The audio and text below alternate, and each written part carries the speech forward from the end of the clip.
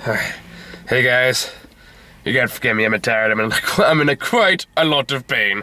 Rolled my ankle earlier today, so I seem a little distracted, a little lightheaded at times. That's probably why. Okay, lightheaded's a bit extreme, but yeah. Anywho, so it was really supposed to be me, Sarah, and Muha today, but Muha got to help a lot of work shit at the last minute, so he couldn't come. I was okay. Well, we gave it a best shot. So anyway, we did, and I was looking forward to seeing him. I haven't seen him pretty much since I graduated. I know, it's been a while since I've seen him too. Like, he's been just very busy. Like, Muha is one of those people on the team where I just know that for him especially, just a lot of things tend to happen at once, so I kind of just let him do his own thing and know he'll come back when he has free time. Mm-hmm. So it's like, okay, I get it. I'm understanding about it. But, you know, I have a lot of respect for Muha, you know that. But anyway, which is too bad because The Hateful Eight's a really fucking good movie.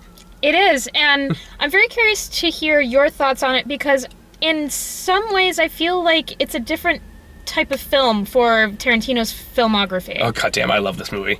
Goddamn, I love this movie. This is like if I was more egotistic and I didn't know any better, I'd say this movie was made with exactly me in mind. How so? It's like fucking Western bottle mystery movie. Fuck yeah, I am in. That ends insanely violently. Fuck yeah, I'm all about that. Fucking love this movie. That's a very apt and succinct description of it.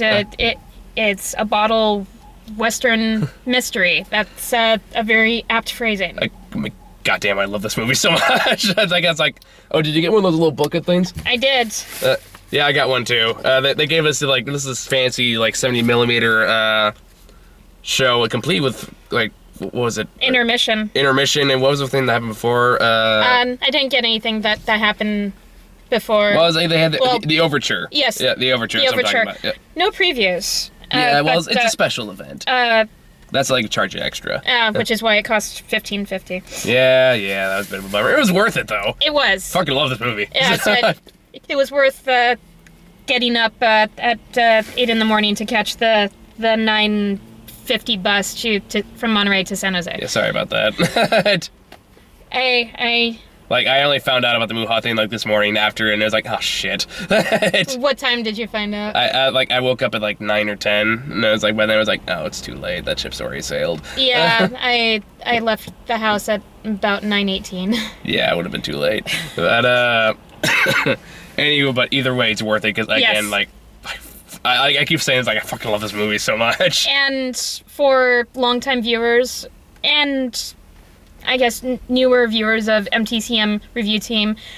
Oh yeah, this is aptly fitting because the first film review I ever did. Was it your first one? It was. Okay, yeah. Yes. The first one we ever did was Django Unchained. Yeah, 3 years ago, and that was my YouTube debut. And here we are 3 years later. And here we are 3 years later of digging into another Tarantino film. Oh, goddamn, what a Tarantino film it is. It is. I feel like it's oddly subtle in some ways. Well, it definitely doesn't. It's not self-indulgent. A lot of Tarantino-isms, and then it's previous movies. It's more restrained. The first two acts go at a slower pace. Very slow. This movie's almost 3 hours long. Yes. But with the overture and the intermission, it is over 3 hours long. Yes. I think it was on Fandango. It said it was 3 hours and 7 minutes. 3 hours 2 minutes according to Google. Whatever. Either tomato, whatever. Ooh, 5 minutes makes such a huge difference after over 3 fucking hours. Yes. But again, it's a slow burn movie. This movie is I would say it's not for everyone, but it's also a Tarantino movie, so naturally they're not for everyone right there. That kind of goes without saying. Although, when I was getting food in the food court before going in, because I hadn't had lunch yet, the young lady who rang me up for my side orders had never heard of Tarantino. Or Philistines. I know. So... Be gone from me. If... You do not worship the Church of Tarantino. I understand if you're young, I guess it's more generational at this point, but he is batting 1,000, really. Yeah, I know he's been on the news a lot lately. I've been a little bit out of the loop. I worked 7 days straight. Happy holidays, everyone. Yeah. But anywho, so yeah, The Hateful Eight. It's a very simple and yet surprisingly complex movie at the same time. It is, very much so. Mostly in the characters. There's a lot of wonderful characters in here. You have actually they have the fancy list here, which makes my job a lot easier. There you go. So we have, I mean, it's a very small cast. And it is, especially, again, for a Tarantino film. Again, according to this, and I kind of open this up to speculation a little bit, because I've heard different stories about this, but apparently this was originally a stage play. I can see that, actually. Yeah, like I said, I could see that too, because it definitely... The set would be very easy to make and a pretty cheap production. Oh yeah, like I mean, I could totally see this being a play. It's Me too. It's written like a stage play. It is. Like, again, small sets, easy to do. Like, it's so funny. Tarantino's like that director who can just break all the rules of cinema and was remarkably okay with it. Like, he can just have a narration appear halfway through the movie, right the fuck out of nowhere. That's his requisite cameo. Nobody batted an eyelash. No. It's like, oh, okay, I know that voice. Exactly. It's like, oh, we're doing this again. Okay, wait, who was that? Do you know who the narrator was in this movie? Tarantino. What was that, Tarantino? That was his voice. Oh, that was his. Okay, that was his token cameo. Yes. Okay. Because I know he had Sam Jackson do the same thing with Kill Bill. That's how he got him cameoed in that movie. Mm-hmm. But yeah, you got in this one. The movie starts out with. Well, I guess we're probably gonna go from spoilers from here on in. So I guess. Because this is a movie I want you guys to go see, so yes. Absolutely go see this fucking movie. It goes wide, I think, like next week. It's worth your time. It's worth your money. It's a slow burn and a bit of a change of pace for him. Yeah, it is. But and it's very good. It does borrow from some of his earlier movies. Like, I did catch some Reservoir Dogs in there, especially towards the end. Yeah, there were a lot of Reservoir Dogs in there. That was really, like, you can tell they kind of two very much influence each other. To the point where I can almost kind of call us a Western Reservoir Dogs to a certain extent. And that's a sentence I am totally okay with. Like, I really don't have many complaints, but like, it is 3 hours long, and I probably want to say it's like, okay, you probably could cut some stuff out, but at the same time, I can't really think of anything I would directly cut out. Maybe some of the flashback stuff. Maybe. But then again, I can't think of, I mean, maybe some of the, I don't know how many scenes we needed to see of people hammering in the door. Yeah. Because they did it like 5 or 6 times. Like, okay, I get it's for comedic effect, and it's like very stage play-y. That was a running joke that they have, or a running gag. Another way that I feel like it's a change of pace from some of his more recent works is I only counted, including the closing credits song, like 5 pop songs used. Yeah, like I said, this is very, like, restrained music-wise. Very much so. It still is a great soundtrack. Like, even the musical score they have is just really just builds up the tension in this movie. It's very haunting, and there was a particular scene when they were, they get caught in a blizzard on a mountain in Wyoming. Okay, so let's go over the basic story before I get too much into that. Let me just... Okay, yeah, so go ahead. Just finish this quick point before I... Fair enough, go ahead. Forget it. And they're setting up a line to basically guide them from one location to another in the storm. And there was a sequence where the film score was very ominous and kind of Twilight Zone-y. A little bit, yeah. I don't even know I got Twilight Zone out of it, but I did get definitely get ominous. Yes. At the same time, I for some reason never thought they did that, so that was kind of cool to see. I mean, granted, that's the scene you probably could have totally cut out and you would have been fine, but it still was kind of like, okay, that was kind of cool to see. Yeah. So, okay. Now let's give an overview. Okay, so we have, I feel like I should do like the trailers. We have our first bounty hunter is John Ruth, a.k.a. the Hangman, because when you catch him, you don't get shot. Hangman catches you, you hang. I'm not as cool as Sam Jackson, but Few people are. Sam Jackson is having the time of his fucking life in his movie. He's been in a lot of Tarantino's films, but I feel like this is the best part for him out of the ones that he's played. Really? Not. Pulp Fiction still is best. Okay, well then... I mean, it's better than like his role in like Jackie Brown and like any of those movies. Yes. Okay, then let's... Much better than Django. Yes, much. Let's call this a close runner-up. I will agree to that. To Pulp Fiction. No, Tarantino definitely gave him a lot to chew on in this one. Yes. Anyway, so Kurt Russell plays... God damn, I love Kurt Russell, too. Plays the Hangman, and he's trying to take... Ruth. He plays John Ruth, and he's trying to take his bounty, Daisy Domergue, played by Jennifer Jason Leigh. Yes. What else has she been in? I've heard that name before, but I can't remember what else she's been in. I'd have to look her up on IMDb. Fair enough. Meanwhile, they both run into Samuel Jackson, who plays Major Marcus Warren, who just called a.k.a. the Bounty Hunter. I guess he didn't get a cool name. Then again, it's better than Bob the Mexican. Yes. Senor Bob. Senor Bob. And this one he's just called Bob. But, anywho, so they, after some very lengthy scene of them trying to trust each other, turns out they know each other. And they decide to travel together because it's a blizzard, and they're trying to get to... Red Rock. The town of Red Rock. Red Rock, but in between they gotta go to this place called, Minnie's Haberdashery. Yes. I'm astonished I remember that name. I am too, actually. I think the only reason I remember that is because of Oswaldo, but we'll get to him. Because he's by far my favorite character. I bet you can't figure out why. I'll be curious to find out. Okay, so anyway, they start traveling together. While on the way, they're also run into another person who was Chris Mannix. By the way, it takes place apparently not too long after the Civil War. Yes.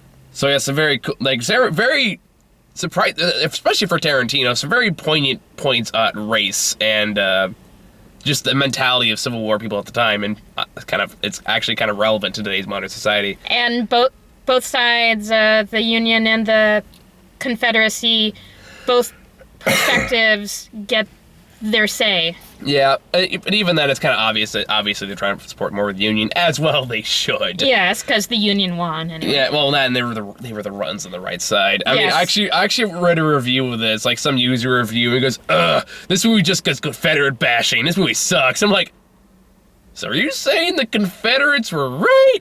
Or what are you trying to say here? I decided to just let that one slide, because I didn't want to start a race war in the middle of the... Good call. Yeah, because even now I know when to shut up occasionally. It happens now and again. I'm sorry. Do I talk really that much? Don't answer that. That was rhetorical.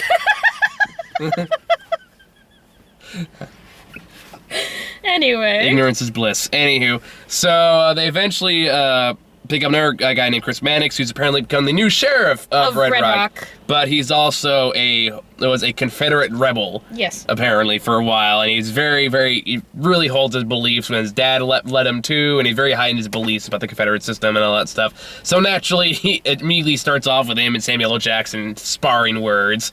And I'll give Walton Goggins credit. I don't think that's how you say his name. I don't know. I've seen him in quite a few movies. He was also in Django. And he's impressed me every time I see him, just a little bit more every time. He does a fantastic job in this movie. He does. I think it's like the best role I've seen him in to date. And I feel like his character arc is a little bit more on display compared to some of the other characters in this. True. Like, him and Samuel Jackson kind of bond towards the end of the movie. Well, I warned you to be spoilers from this point on. So yes. Basically, now I'll build up to that, because, like, I'm not going to take 3 hours to do it, but I'll build up to it. So they finally get to Minnie's Haberdashery, and then when they get there, they find 5 other people there, except for the people that actually run the shop. It said it's run by a man named Bob, a.k.a. the Mexican. Who's pretty damn funny, actually. Yes. It kind of just... Of all the stereotypes, kind of the most stereotypical Mexican of the group. Like, I think more stereotypical than, like, even, like, Sam Jackson. Usually playing, his Sam Jackson stick. This one was the more stereotypical. Yes. You're like, "Yo, cabron. Let me get this horse in the stables, Jose," or something like that. I don't know. Hombre.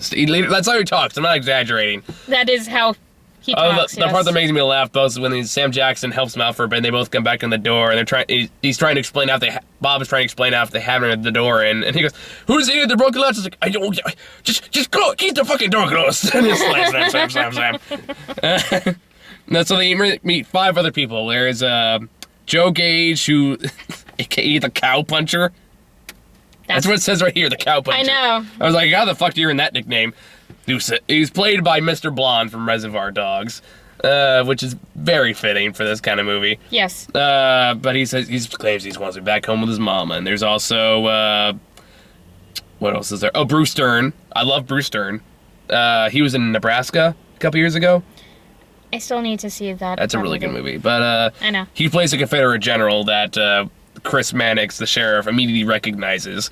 And bonds with, since they're of like mind. Yep, and then my favorite character, Tim Roth, as Oswaldo The Mowbray. executioner, of Red Rock. Yes, and he's talking with this absurd English accent. I love him so much, because everything he says and how he says, Tim Roth looked at the script, looked at his character and says, I am gonna ham this up so fucking much. He sounds like he's trying to seduce you with every word he says. He does. And I fucking love it. He does sound pretty sexy, actually. Like he says, yes, I'm Oswaldo Mowbray. Here's my card. He talks like, and he goes, so you're Oswaldo? Yes. You're the executioner? Absolutely. He just talks that in accent. I fucking love it. Every time he spoke, I started laughing right away. And a lot of people in my audience did. Then again, my audience laughed at some pretty weird fucking shit in this movie. Was your theater packed too? More packed than a lot of other theaters and screenings I've been to recently, which was surprising considering I saw this in the afternoon. Yeah, I saw last night. It was packed. And it was a pretty diverse audience age-wise. Mm-hmm. It wasn't 100% packed. I'd say it was maybe about half-packed. Okay. About 50%. Yeah, I went to it last night. It was fucking packed, like wall-to-wall people. Not sold out packed, but like enough that I had to go on the very top of the theater to actually get a seat. I went up pretty high too because I wanted a center view. Well, yeah, it's like 70 millimeters. You want to get that full scope going on. By the way, beautiful cinematography in this Oh, room. gorgeous. Absolutely gorgeous landscape shots, just gorgeous settings. Even though like the majority of the movie takes place in a very central location, it still looks gorgeous throughout. And in some shots, even inside the haberdashery, you can see snowflakes coming in, and you can see how the light hits them, and it's beautiful. So basically, these people get trapped in the cabin because the blizzard starts and they can't go anywhere. Meanwhile, Kurt Russell becomes convinced that at least one of these people is working with Daisy Domergue who wants to get her out. So the rest of the movie kind of becomes who is the one she's working with, how many people die, and what increasingly gratuitous ways they do die. Yes. And another person there who is probably the only innocent person. OP,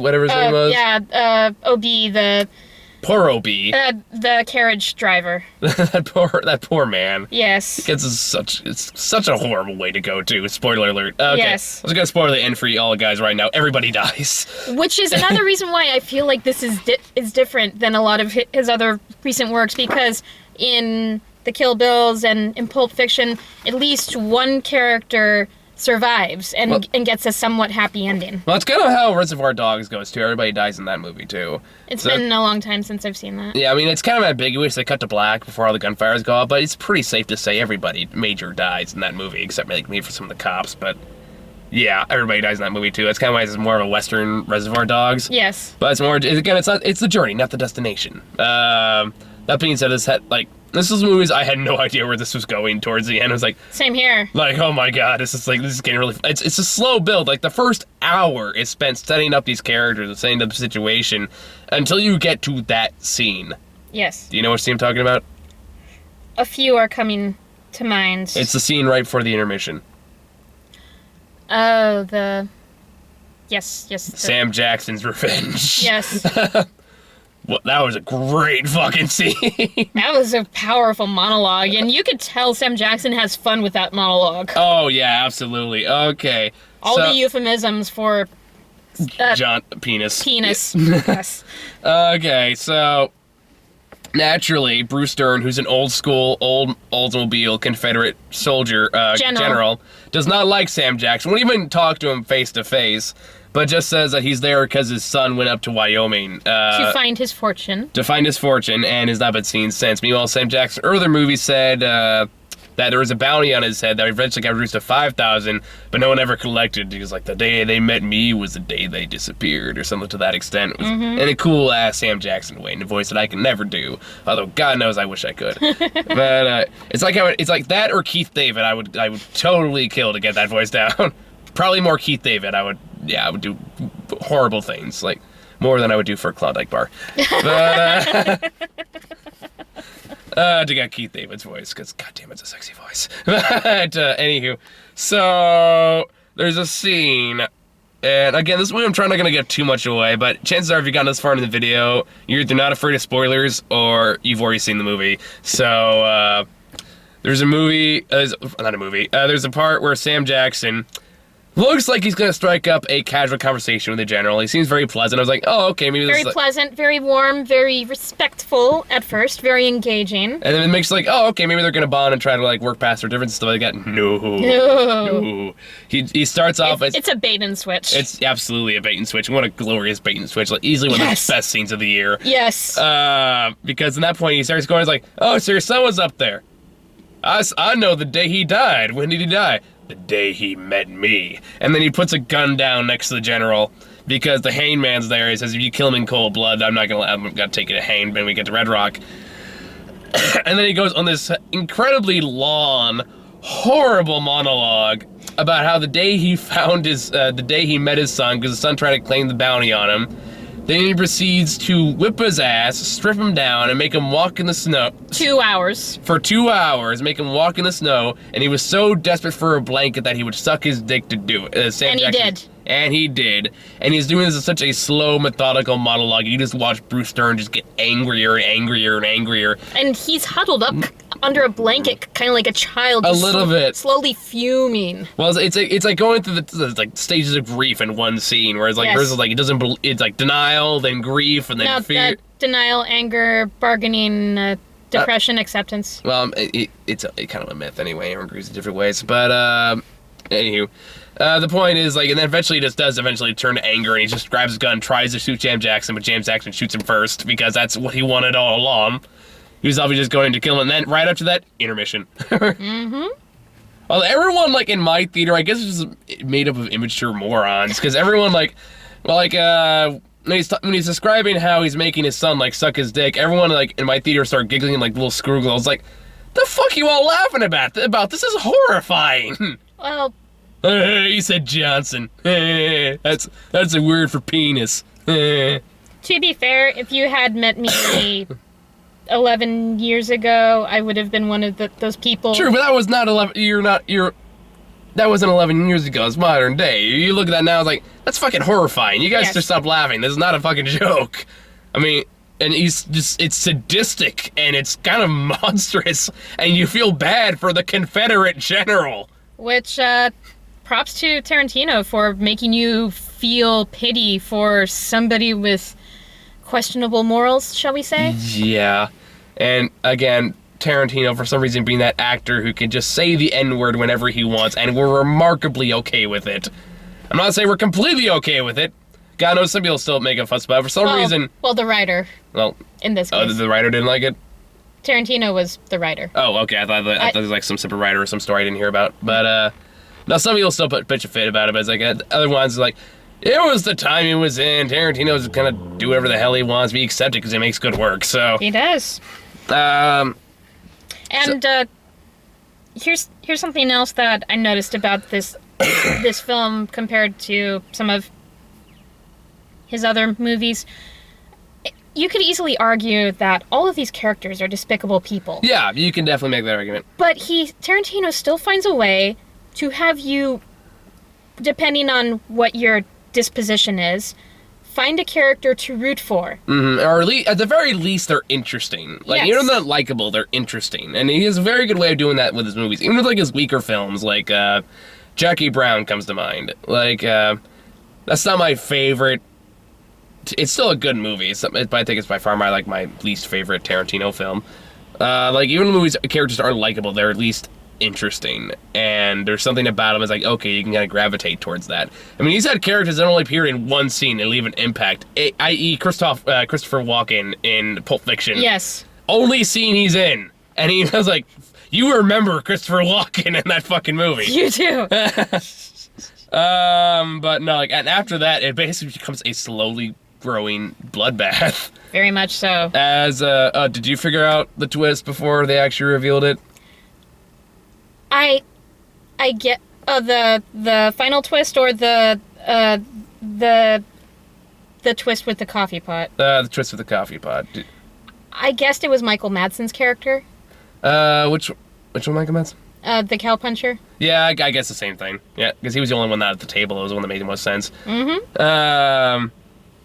That being said, I kind of guess, spoiler alert, they were all in cahoots by the right before they revealed it. It's like, the way this is going, I'm willing to bet they're all in on it. Turns out I was right.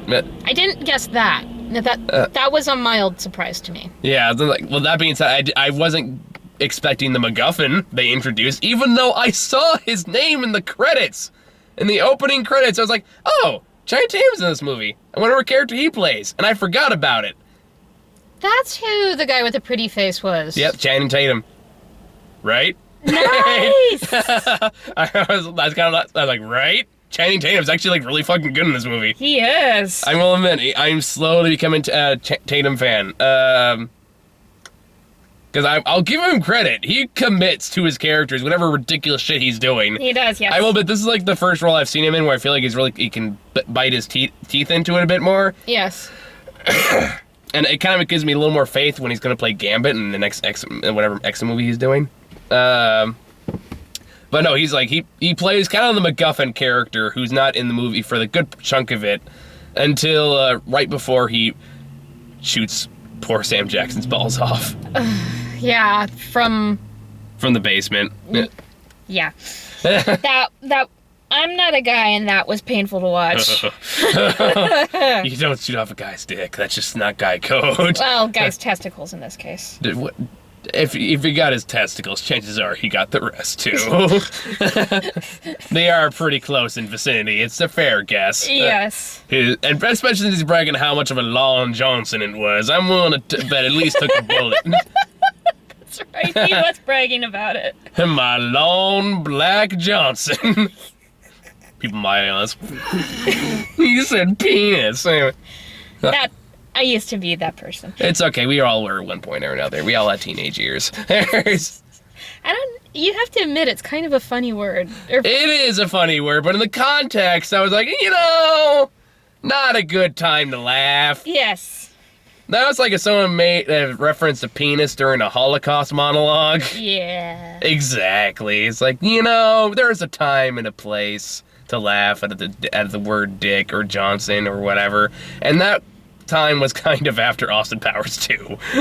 Yes. But anywho, so I'm not gonna lie, I was shocked they killed off Kurt Russell in the halfway point. Considering they're kind of building up to being the main character, but nope, dead. Yeah. Deader than doornails. I was actually rooting for Sam Jackson's character to be the lone survivor, but a major spoiler. Yeah. Nope. Well, he kind of is. He's the last man standing. Or Blaine, as the case may be. Well, yeah, either way.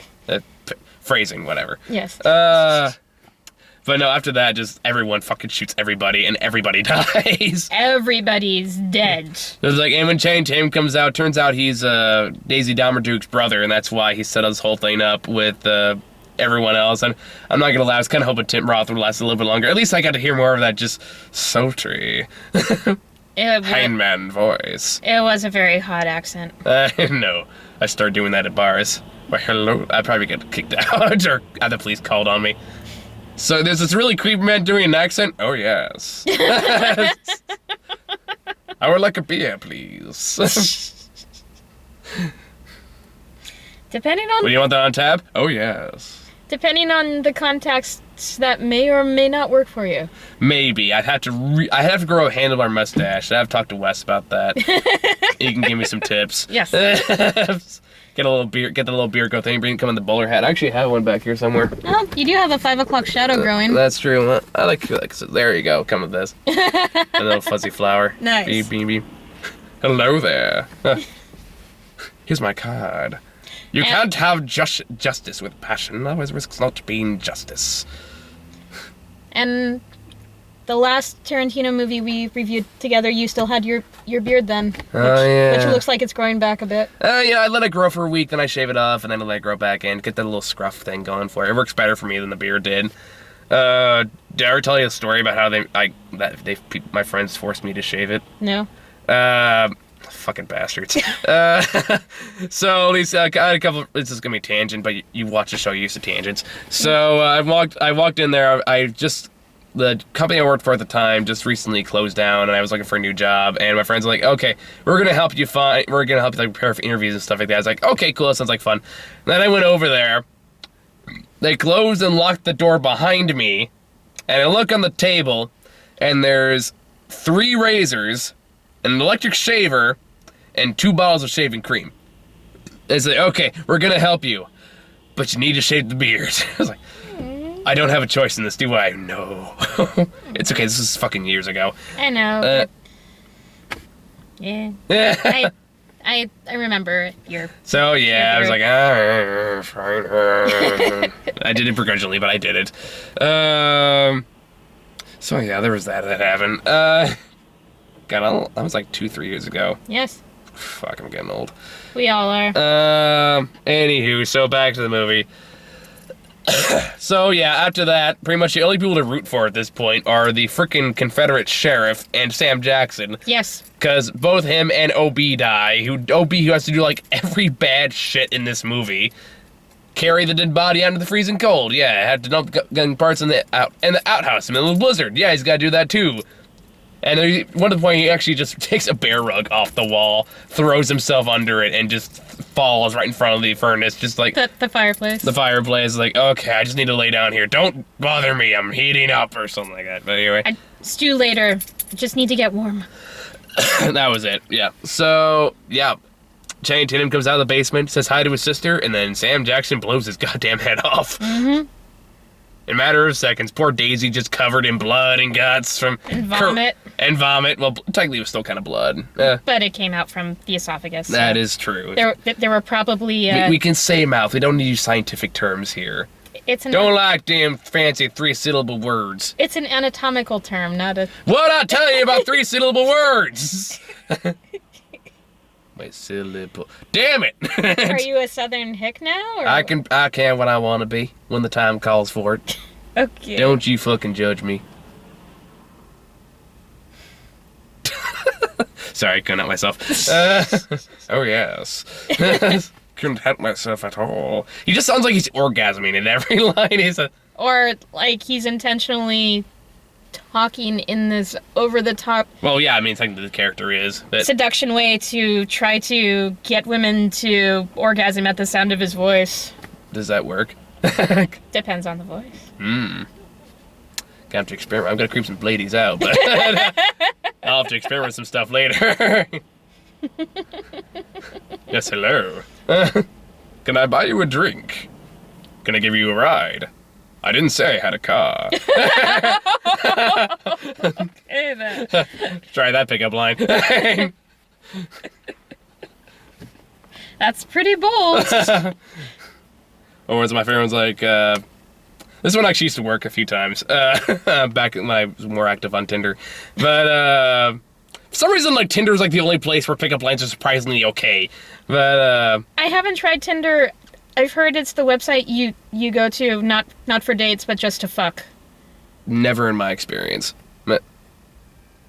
Maybe, I don't know, it's never happened for me. Anywho, I think one I tried was, I started something really lame, like, what was the one I used to use? It's like, hello there, you look like someone I know. My next girlfriend. And then I'd like break there for a minute. I'd go like, now that your eyes are rolling so far in the back of your head, you can see your own frontal lobe. Let me jump back in with more sincerity. Hello, my name is Michael. Nice save. I know, I thought so too. That one used to have a much higher success rate than it does now, but... word gets around. That is true. I haven't seen other people use my pickup line, so either way. So there you go, guys. Just give that one a try, see if that gets anywhere. But anywho, so yeah, not much to say except everyone dies except for like Sam Jackson and the sheriff, who kind of become buddies. And team up against Daisy. Yep. To give an old frontier justice. Yes, and I liked the callback to the beginning where Sam Jackson basically says, now John Ruth was the hangman. He wanted her to hang. So she's gonna hang. Yeah. And when the hangman catches you, you hang. Says it more sinister. He's like, Yes. you shot off my fucking balls. I'm gonna see you hang. So they do. There's like also like I feel like this is one of Tarantino's more adult films. Very too. much so. Like, especially when it comes to the issue of race. I feel like this is probably the most he's ever talked about in any of his films in a way that didn't just feel like straight up satire. Yes. Because it's done much more subtly and seriously here. absolutely, and it works definitely to his favor, and Tarantino shows that he can carry a scene with this kind of subtext. Yes. Because he has this whole thing that Kurt Russell believes that Sam Jackson has a letter from President Lincoln, but it turns out the whole thing was BS, and the sheriff is the one that calls him out on it, and Kurt Russell's like, wait, was that whole thing horseshit? Like, yeah, of course it was. And he gets all hurt and betrayed and stuff. And the guy goes, okay, let me explain something to you, because you don't know this. Yeah, let me tell you something, white boy. Yeah, it's like, it is hard. It's like, I have to do this kind of stuff to survive, because it is hard out there for a black man, which is, of course, very relevant post-Civil War times. Yes. And then he goes like, well, so that's bullshit. It's like, well, let me put it this way. It got me in the fucking carriage. They're like, okay, damn. And it goes like, even though and like Tarantino likes to indulge in just like, even like Jackie Brown was pure blaxploitation film. He likes to go and like, he kind of plays with like the idea of race and stuff like that in his other movies. This one like shows that he does take it seriously though. Yes. And he knows what he's talking about. And he makes it clear that it is at the forefront of his mind. And plus, since him and Sam Jackson are apparently just such good friends, I'm sure he hears a lot about this stuff. Yes. Because, I mean, Sam Jackson's almost in every one of his goddamn movies. I think the movie he's not in some extent or another, is Reservoir Dogs. And that's because like, that was his first movie he ever made, and that was made on a shoehorn budget. Yes, very much so. So it's like, you have to imagine that he just knows a lot about that stuff by this point, or at least has people that he can consult to write about this kind of stuff. And it shows. And that's the kind of thing I've talked about a lot in movies before. It's like, I'm not against like writing a movie about any kind of subtext or any kind of topic. I don't think any topic should be off limits for movies or anything like that. Whether it's comedy or drama or whatever. No topic should be off limits, because movies are meant to challenge you. Yes, movies are meant to challenge you, to make you think, to inspire you. And if they entertain you as well, all the better.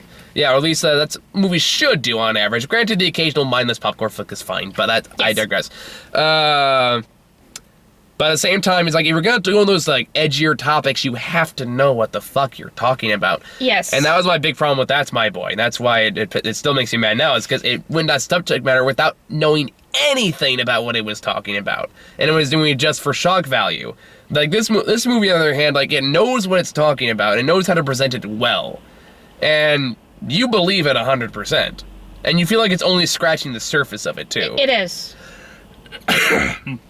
Come to think of it, a movie talking about racism in post-Civil War times would actually be very interesting. It would. Oscar bait all over, but still, it would be. I'd be curious to see it. So, like, you got something? Was 12 Years a Slave, refresh my memory, was that post-Civil War? That was pre, because I was still where that was. That's right. That's because, of course, it was still legal in the South to do that at the time. Yes. Okay. Sorry, it's been a while. No, it's okay. That movie's. We did that review like 2 years ago. So. Yes. Fuck. That's still our most popular review we've ever done. I think that's still like in the 4,000 or something like that. Last I checked. I gotta check again now. Oh, but, nice. Oh no, Alvin and the Chipmunks is starting to rise up there in the ranks. I saw that. I saw the numbers. It's good. People apparently just like me, watch me yell at Patrick. That's all it is. I can't really take watching Patrick's trolling anymore. I started watching that review and then I stopped it. I just can't take his trolling anymore. You're gonna hurt his feelings. You tell him that. I haven't seen him in a long time. It's not like he's gonna come down to Monterey. Fair enough. And tell me you hurt my feelings, Sarah. No, he'd do it in a very Patrick way. Passive aggressively. I don't know about passive aggressive. More like, just do a joke. More like smiling, kind of fucking with you kind of way. I don't know about passive aggressive. Yeah, that's a little passive aggressive. That's neither here nor here. Let's not split hairs and start drama. True enough. Alright, anywho. It's not much left to really say other than the fact that I just loved it beginning to end. It took a while for it to get going. Once it did, it was like, fucking Christ. I don't have anything negative to say about this movie. I enjoyed it. I think it's, like I said, different than a lot of his other more recent films, but that's not a bad thing. No, not at all. I mean, especially as a director, and again, taking notes of Adam Sandler here, is, you gotta change your style every now and again, because people are gonna catch on to your shit, and people are gonna get tired of it after a while, so it's like, you gotta keep mixing them, you gotta keep trying new things, you gotta keep challenging yourself as a creator of whatever you're doing. Unlike some of his other movies, which I love, like the Kill Bills, I feel as though I would need to see this multiple viewings to really get more analytical about it, because I'm definitely going to go see this movie again. I don't know if in theaters, but I'm definitely going to watch it again. One of the films that I think would benefit from repeat viewings. Yeah, I definitely agree. I mean, like, we saw this in 70mm. I'd be curious to see how it compared to in, like, 35, the more traditional 35mm. I'm sure it would be even more beautiful. Possibly. I mean, I don't know. Like, that'd be a curious comparison to make. I love the aesthetic look of old films, so... Yeah, I mean, like, even, like, I'll admit, it took me a while to get used to it, because even, like, the logos were intentionally made to, like, be more shaky, like in the old school films. Which I actually really like. I like that, too, but it fucked with my eyes for a second, because I'm not used to that, so I was like, oh, what the fuck? My mind's going, are we having a stroke? I'm like, calm down, mind, it's okay. We're okay, we're not dying today. Here to see Tarantino. I mean, like, Tarantino just has a strong passion for the older style movies, and that shows in every movie he's ever made. I heard once that he spends most of his days smoking marijuana and just watching old movies. That would not shock me, like, at all. I mean, I know this movie originally started out like as a screenplay he wrote that got accidentally leaked, and he got really mad, and that's why he canceled that project. But he eventually changed his mind on it. So, like, I'm not sure if that's the true story, or whether it's the stage play version they have in this little pamphlet here. I'd be curious to find that out. Or maybe it's both. I don't know. The rumor that I heard was that this could very well be his last film. I sincerely doubt it. I certainly hope not. No, I doubt it. I mean, I certainly hope that this isn't his last film, because if he's changing his style to the more slow burn, more substantial storytelling, I want to see what he does next. No, I sincerely doubt this is his last movie. I mean, if it really was, Tarantino would have made a bigger deal about it. Because, I mean, like, I love Tarantino, but he's got a bit of an ego. Well, any auteur or artiste has to have some ego. True, that's true. But at the same time, like, it wouldn't say the 8th film by Tarantino. It would say the last film by Tarantino. Point. So, like, that, because that's just something Tarantino would do. Yes. So, this is not going to be the last film. If it is, I would be very, very surprised. But yeah, I mean, do you have any final thoughts or anything else you want to talk about? Oh, I've basically said the main points. I was intrigued and surprised at the slower pace, and that I only counted 5 pop songs used. Mm-hmm. The film score was eerily creepy, and it seemed like a change of pace, or I'm repeating myself, sorry. It seemed different for him compared to more recent fare that all of the characters die. Yeah. I mean, like, everyone dying does kind of call back to Reservoir Dogs, which, go watch that movie again. Yeah, I need to. But, like I said, I loved this movie. There's really not much I have wrong to it. Like, I did have issues with slower pace at first, but at the same time, what it built to, I'd say it was definitely makes it worth the wait. Yes. So I'm okay with it. Maybe some of the smaller stuff you could have cut. I'm not sure it needed to be 2 hours and 45 minutes without the intermission overture. But either way, it's definitely worth your time, and absolutely you should go see it. Definitely. If you can, 70mm, it's a cool experience. I'm not sure if you need to. I'd have to compare it to 35mm to say whether or not it's absolutely worth it. And if it wasn't the fact I have to see like 5 other movies, I'd go see this one again. Fair enough. But as it is, I gotta see 5 other, like, something ridiculous. Like, I go see Daddy's Home, Point Break, Joy, and if we have time, Concussion? Oh, Concussion. I forgot about Concussion. Concussion, and what was that one with Steve Carell and Ryan Reynolds? Oh, not Ryan Reynolds. The Big Short. The Big Short, that's what it is. Ryan Gosling, that's what I'm thinking of. Yeah. I'm probably going to see The Big Short and Joy on my own just for kicks in Monterey after I get paid on Monday. Yeah, your schedule gets pretty fucking busy after today, right? Yes, I'm working the next 5 days, but it's probably going to slow down again after the holiday, and Probably, I imagine so. And I'll probably be back down to just 2 shifts a week for a while. Well, you just use that time to keep looking for a second job. Yes. I gotta do the same thing come next week, actually. Yeah, there are slim pickings right now. But... No, I have some friends who work in the restaurant industry, so I'm gonna probably just hit one of them up. It's like, hey, you could give me a job as a waiter. Not ideal living, but hey, it's a living. Well, I'm working at a restaurant. I basically stand outside in the cold because it's been cold lately and smile and usher people in. That'll do, whatever it takes. So, yeah, I think that's all we got. So, keep an eye out for the other 5 movies I gotta go see. Fucking Christ. And this is the last review that I'm doing with you for 2015. No, damn, that's right. Fucking hey. So tune in, I guess next week for the beginning of season 4. Yes. That's a weird thing. We're gonna try to amp things up next year.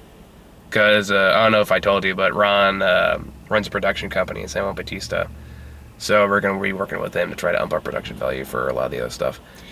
I'm not sure how much I can participate with my transportation issue. Yeah, we'll figure it out. I mean, you're like, things are probably getting a little more complicated next year because I gotta look into moving and stuff like that. So we'll figure it out when we get there.